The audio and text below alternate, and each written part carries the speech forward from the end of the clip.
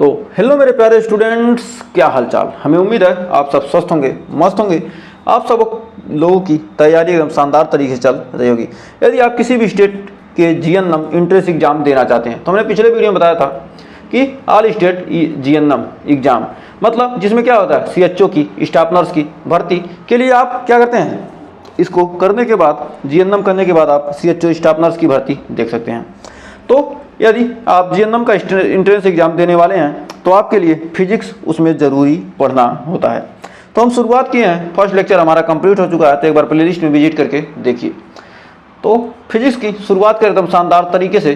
तो पिछले वर्ष के टॉप 30 क्वेश्चन एक बार फिर लेकर हाजिर हैं। ऑब्जेक्टिव क्वेश्चन ही कराएंगे क्योंकि आपके एग्जाम में ऑब्जेक्टिव क्वेश्चन ही आएगा, एकदम पूरे कॉन्सेप्ट के साथ आपका शानदार तरीके से एकदम जीरो लेवल से शुरुआत कर रहे हैं। आपके एंट्रेंस एग्जाम तक आपको सिलेक्शन 100% बढ़िया कॉलेज दिलवा कर ही रहेंगे। तो आइए सेशन की शुरुआत करते हैं एकदम शानदार तरीके से। यदि किसी स्टेट जीएनएम की तैयारी कर रहे हैं आप, या यूपी जीएनएम यानी यूपी जीईटी, या सभी राज्य के लिए जीएनएम परीक्षा के लिए मोस्ट इंपॉर्टेंट हमारा सेशन होने वाला है। तो आइए बढ़ते हैं फर्स्ट क्वेश्चन की तरफ। किस विधि में से द्रव के पृष्ठ तनाव का मान ज्ञात किया जा सकता है? किस विधि के द्वारा द्रव के पृष्ठ तनाव का मान ज्ञात कर सकते हैं हम? पेंडुलम विधि, स्टोक्स विधि, कैपिलरी विधि या न्यूटन की विधि? तो पृष्ठ तनाव ज्ञात कैसे करते हैं? तो पृष्ठ तनाव ज्ञात करने की हमारी कौन सी विधि है? कैपिलरी विधि होती है। पृष्ठ तनाव कैपिलरी क्रिया पर आधारित होता है, जिसमें ट्यूब में द्रव का क्या होता है? ऊर्ध्वगमन होता है, ऊपर की तरफ क्या होता है? गमन होता है।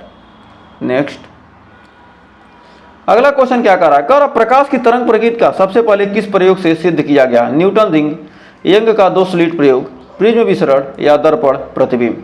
तो हमारा जो प्रकाश की प्रकृति का किसके वर्णन किया गया? प्रकाश की तरंग प्रकृति किसके लिए? यंग के डबल स्लिट एक्सपीरियंस। इस प्रयोग में क्या हुआ? इंटरफेरेंस को प्रदर्शित किया, और जो केवल क्या कर सकती है? तरंग कर सकती है। नेक्स्ट, अगला क्वेश्चन कर रहा, परावर्तित तरंग की वक्रता का चिन्ह क्या होता है जब वह कठोर बाधा से टकराती है? जो हमारा परावर्तित तरंग है उसकी वक्रता का केंद्र, वक्रता का चिन्ह होता क्या है? धनात्मक होगा, ऋणात्मक, शून्य, अपरिभाषित। तो कठोर या बाधा से टकराकर जो परावर्तित तरंग की कला क्या होती है? उलट जाती है। जब क्या होगी? कला उलट जाएगी तो वह निगेटिव हो जाती है। नेक्स्ट, 1 इलेक्ट्रॉन वोल्ट कितने जूल के बराबर होता है? तो 1 इलेक्ट्रॉन वोल्ट हमारा होता है कितना? 1.6 × 10 का पावर -19 जूल। तो यानी ऑप्शन नंबर ए हो जाएगा हमारा राइट। तो 1.6 × 10 का पावर -19 जूल, यहाँ 3.2 दे दिया तो ये अल्फा कण के लिए होता है। -18 दे दिया तो ये भी ध्यान रखिएगा ना, 2.1 तो क्या हो गया?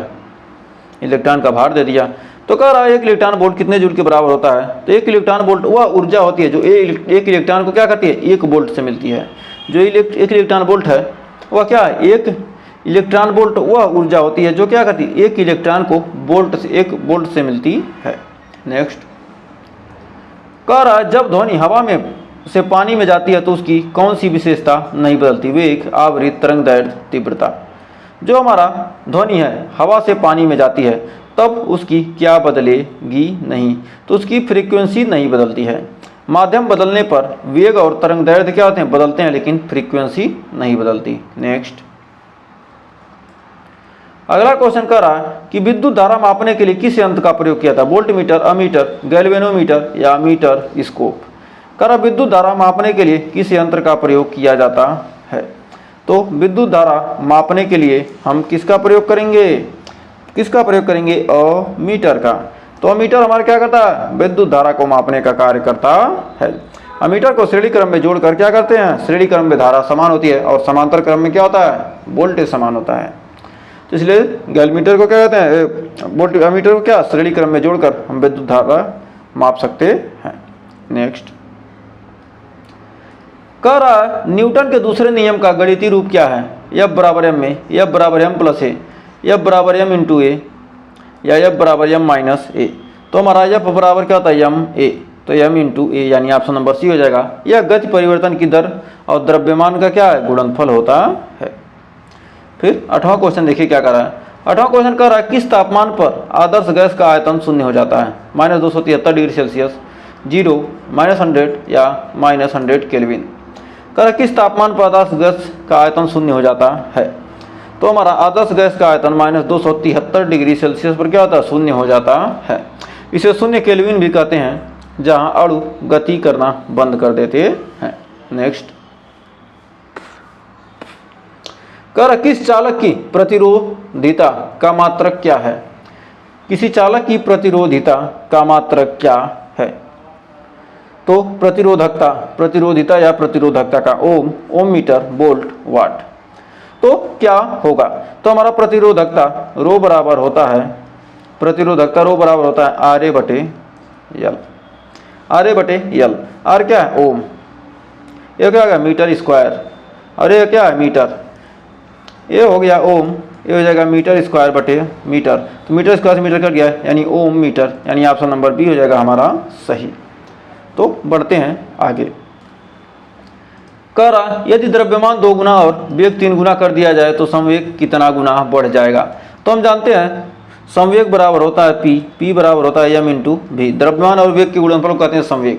कह रहा द्रव्यमान को 2 गुना कर दिया गया और वेग को 3 गुना कर दिया गया, तो संवेग हो जाएगा 6 गुना। क्या हो जाएगा? 6 गुना हो जाएगा, यानी ऑप्शन नंबर हमारा बी। नेक्स्ट, कह रहा यदि एक वस्तु 60 डिग्री कोण पर क्या प्रक्षेपित की गई तो अधिकतम ऊंचाई किससे संबंधित होगी? एक वस्तु क्या की गई है? 60 डिग्री के कोण पर प्रक्षेपित की गई है, तो उससे संबंधित कौन सी होगी? v square cos square theta अपन 2g, या v square sine square theta अपन 2g, या v स्क्वायर अपन 2g, या v साइन थीटा अपन g। तो हमारा यहाँ पर राइट आंसर हो जाएगा, यदि किसी वस्तु को क्या किया गया, एक वस्तु को 60 डिग्री के कोण पर प्रक्षेपित किया जाता है तो उसकी जो क्या होगी? अधिकतम ऊंचाई होगी v square sine square theta upon 2g, यानी ऑप्शन नंबर बी हो जाएगा। प्रक्षेप गति की ऊंचाई ऊपरी गति के लिए क्या होता है? v square sine square theta upon 2g। Next, कह रहा माइकलसन मार्ली प्रयोग किससे संबंधित है? माइकलसन मार्ली प्रयोग किससे संबंधित है? गुरुत्वाकर्षण, प्रकाश का वेग, आकाशीय ध्वनि, या विद्युत चुंबकीय बल। तो हमारा जो माइकलसन मार्ली प्रयोग है किससे संबंधित है? हमारा प्रकाश का वेग। कर इस प्रयोग से यह सिद्ध हुआ है कि प्रकाश का वेग क्या होता है? स्थिर रहता है। नेक्स्ट,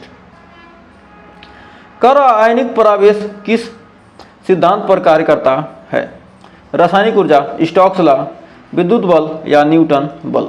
तो कह रहा आयनिक परावेश किस सिद्धांत पर कार्य करता है? तो हमारा राइट आंसर होगा विद्युत बल। ऑप्शन नंबर सी हो जाएगा विद्युत बल। यह कणों के आवेश पर क्या होता है? कार्य करता है। यह किस पर कार्य करता है? कणों के आवेश पर। नेक्स्ट, कह रहा यक्ष किरणें उत्पन्न होती हैं किससे? नाभिक से, बाह्य कक्षा से, आंतरिक कक्षा से, या इलेक्ट्रॉन क्लाउड से। जो हमारी यक्ष किरणें होती हैं कहाँ से उत्पन्न होती हैं? तो हमारा आंतरिक कक्षा से। जब इलेक्ट्रॉन आंतरिक कक्षा में जाता है तब उच्च ऊर्जा वाली यक्ष किरणें निकलती हैं। जब क्या होता है? इलेक्ट्रॉन आंतरिक कक्षा में जाता है तो क्या आती हैं? यक्ष किरणें निकलती हैं। यदि आपको सेशन अच्छा लग रहा तो सेशन को जल्दी से लाइक शेयर करके जल्दी इस चैनल को सब्सक्राइब कर दीजिए, ऐसे ही सेशन देखने के लिए। तो बढ़ते हैं आगे। कह रहा किस तत्व की विशिष्ट ऊष्मा सबसे अधिक होती है? पानी, तांबा, लोहा, पारा। तो किस तत्व की विशिष्ट ऊष्मा सबसे अधिक होती है? पानी, तांबा, लोहा, पारा। तो किसकी होती है? तो हमारा ऑप्शन नंबर ए हो जाएगा पानी। कह रहा इसलिए पानी तापीय नियंत्रक के रूप में काम करता है। नेक्स्ट, कह रहा कौन सी तरंग अनुदैर्ध्य होती है? रेडियो तरंग, ध्वनि तरंग, प्रकाश तरंग, या एक्सरे। कह रहा कौन सी तरंग अनुदैर्ध्य होती है? तो कौन सी तरंग अनुदैर्ध्य होती है? तो हमारा हो जाएगा ध्वनि तरंग। ध्वनि तरंगों में कंपन कणों की गति की दिशा में होता है, इसलिए क्या होती है? यह अनुदैर्ध्य होती है। तो बढ़ते हैं आगे। कह रहा गामा किरणें होती हैं धनावेशित, ऋणावेशित, बिना आवेश के आंशिक रूप से। तो कह रहा जो हमारी गामा किरणें हैं ये विद्युत चुंबकीय किरणें होती हैं। जो गामा किरणें होती हैं कैसी होती हैं? विद्युत चुंबकीय तरंग होती है और द्रव्य रहित होती है। इसमें क्या होता है? द्रव्य नहीं होता है, अतः यह क्या होता है? बिना आवेश की होता है। नेक्स्ट, कह रहा किसी लेंस की शक्ति धनात्मक है तो वह लेंस है अवतल, उत्तल, समतल या समतल उत्तल। तो कह रहा है कोई लेंस है, उसकी शक्ति क्या है, धनात्मक है, तो उसकी पावर क्या है, धनात्मक है, तो वह उत्तल लेंस होगा। उत्तल लेंस की जो हमारी शक्ति होती है धनात्मक होती है। उत्तल लेंस अभिसारी होता है और उसकी फोकस दूरी क्या होती है, पॉजिटिव होती है। नेक्स्ट, कर रेडियोधर्मी क्षय किस गति से होता है, रेखी, त्वरित, घातांकी या सतत। तो रेडियोधर्मी क्षय किस गति से होता है, तो हमारा राइट आंसर होगा ऑप्शन नंबर सी, घातांकी। क्षय की दर समय के साथ क्या होती है, घटती है। नेक्स्ट, कर आयनन क्षमता सबसे अधिक होती है, क्षारीय धातु की, हाइड्रोजन, अधातु, नोबेल गैस। तो आयनन क्षमता सबसे अधिक किसकी होती है, तो आयनन क्षमता सबसे अधिक होती है option number D, noble gas की। तो इसकी बाहरी कक्षा पूर्ण होती है इसलिए ऊर्जा ज़्यादा लगती है। नेक्स्ट, कर किस प्रकार का दर्पण दंत चिकित्सक प्रयोग करता है, उत्तल, समतल, अवतल, बेलनाकार। तो दंत चिकित्सक कौन सा दर्पण यूज करता है, तो हमारा राइट आंसर होगा अवतल दर्पण, क्योंकि यह बड़ा प्रतिबिंब क्या करता है, दिखाता है।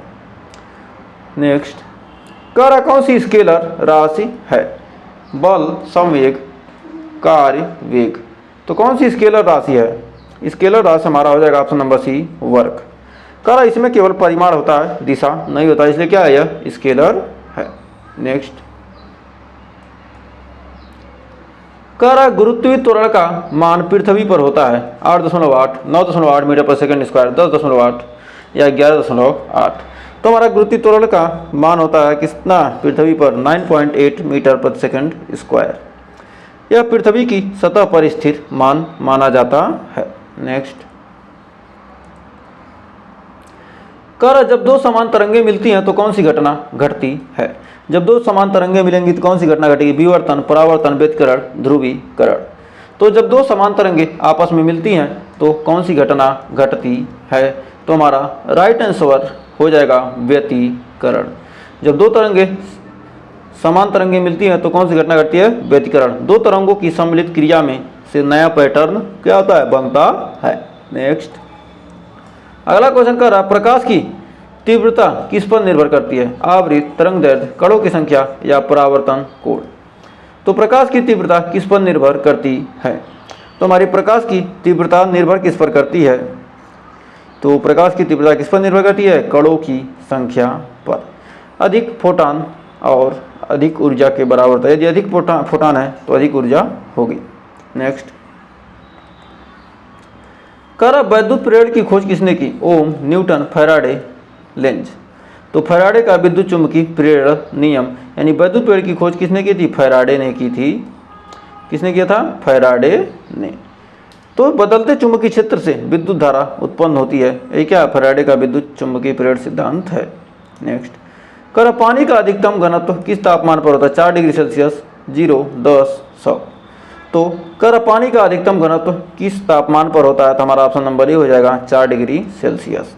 इसमें झीलें सतह से पहले क्या आती हैं, जमती हैं। नेक्स्ट, कह रहा जब कोई वस्तु वृत्ताकार पथ पर गति करती है तो त्वरण होता है, स्पर्शी, तिरछा, अभिकेंद्र या विकेंद्र।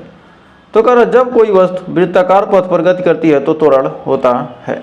जब कोई वस्तु वृत्ताकार पथ पर गति करती है तो त्वरण कैसा होता है, अभिकेंद्र होता है, यह केंद्र की ओर होता है। नेक्स्ट, कह थर्मामीटर में पारा क्यों प्रयोग होता है, सस्ता होता है, रंगहीन होता है, ताप विस्तार गुण अच्छा होता है या ठोस नहीं बनता। तो कह रहा है राइट आंसर इसका हो जाएगा ताप विस्तार गुण क्या होता है, अच्छा होता है। थर्मामीटर इसलिए क्या कहता है, पारा प्रयोग किया था थर्मामीटर में। इससे तापमान का सूक्ष्म अंतर भी क्या किया जाता है, मापा जा सकता है। तो लास्ट क्वेश्चन हमारा क्या कर रहा है, कह रहा न्यूक्लियर फिशन में क्या होता है, छोटे नाभिक जुड़ते हैं, बड़ा नाभिक टूटता है, कोई परिवर्तन नहीं, नाभिक स्थिर रहता है। तो न्यूक्लियर फिशन में होता क्या है, तो न्यूक्लियर फिशन में होता है बड़ा नाभिक टूटता है, इससे ऊर्जा और न्यूट्रॉन क्या होते हैं, मुक्त होते हैं। तो हमें उम्मीद है आपने 30 क्वेश्चन अच्छे तरीके से कंप्लीट कर लिए होंगे। तो 30 में आपने कितने क्वेश्चन सही किए हमें क्या कीजिएगा, कमेंट में ज़रूर बताइएगा। सेशन पसंद आया तो सेशन को लाइक कीजिए, शेयर कीजिए। इस चैनल को अभी तक सब्सक्राइब नहीं किया है तो सब्सक्राइब भी कर लीजिए। यदि आपने 12th 12वीं अच्छे से पढ़ी है और आप जीएनएम का इंट्रेंस एग्जाम दे रहे हैं तो आपके लिए एकदम सेशन शानदार हो रहा है, क्योंकि क्या है, ये सारे 12th के ही क्वेश्चन आपके एग्जाम में पूछे जाते हैं। यदि आप 12th बढ़िया से पढ़े हैं तो आपको सारे क्वेश्चन के आंसर पता पहले से ही होंगे। तो आज के लिए बस इतना ही, मिलेंगे नेक्स्ट वीडियो में कुछ और क्वेश्चन के साथ, कुछ और टॉपिक के साथ। तब तक के लिए टेक केयर।